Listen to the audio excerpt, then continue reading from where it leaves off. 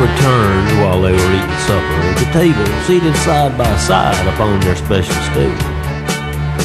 So I said when they were finished with their whole wheat toast and spinach, we should go back to the secret room that had been constructed recently to be conductive to the force that grew around the twins. Once inside, we all admired its silver gleaming pointed spire that rose into the center of the room. Up and up towards the ceiling, gracefully it stretched, not yielded to the confines of the smallish room. For it pierced an open circle and vanished deep into the murky night that held its crown somewhere above. The room had been an inspiration to the twins that I had taken, building it of wood and tile and chrome, and they would sit inside for hours while the rain dripped down the tower, sitting on a bench around its base. But this time we were not there for inspiration, but to bear our other sides and feel the kiss of flesh.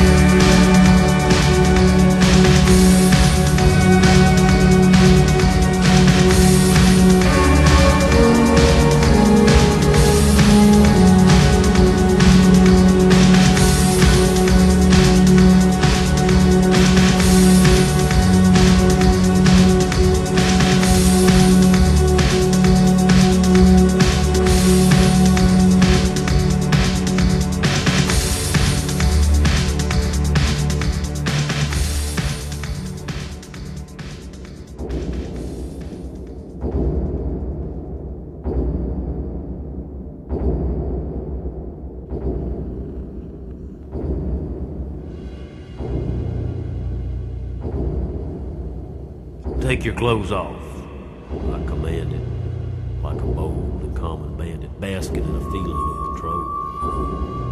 I was standing back behind them with a length of line to time once their nakedness had been revealed.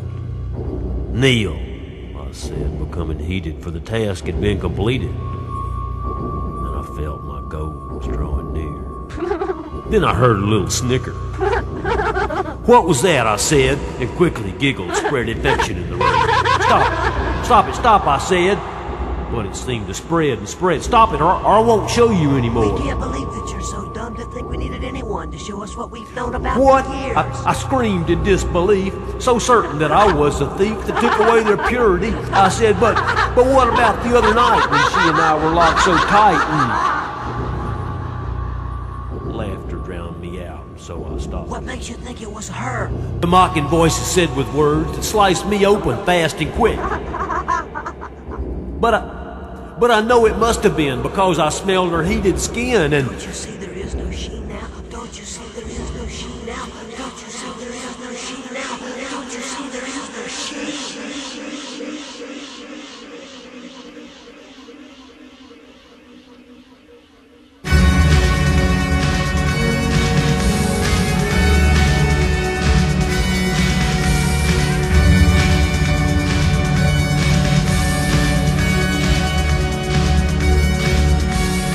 So I saw there was no she, but there was only them and me, and they were laughing in my face too loud. So I reached into my pocket, and a feeling like a shock exuded from my fingertips along my limbs and up my butt, and focused just below my guts, and made me hold my breath before the blade could fall at last and free me from the anger and the screaming endlessly exploding in my head. So I slit the Holy Union, turning it into a wound that gaped apart and bled upon the ground. Causing me to fire my passion as I stared into the gash that quivered like a burned and ripped out tongue. So great upon my throbbing penis was the pull toward this Venus that there was no thought of it at all. Only all-consuming lust to be inflamed in base disgust and smile about it while I came inside. So I slipped my dick into it, thrusting into pain and spewing blood around the room. I fucked it that much harder, deep and fast. I pushed apart the shoulders that were down below my waist, were slicing up the air as eyes rolled up and teeth prepared. My lips stripped and tight and tried to tear to this sick, distorted fusion. So it came and so did I. Madly with my face contorted, I convulsed and shoved apart the shoulders that I recollect hard, and a ripping, sicking sound of flesh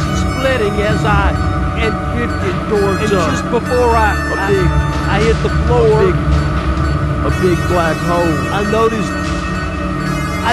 one was rolling over, showing me a smooth, unblemished thigh that ended in a red eruption just below her belly button. But maybe it was only in my mind. But maybe it was only in my mind.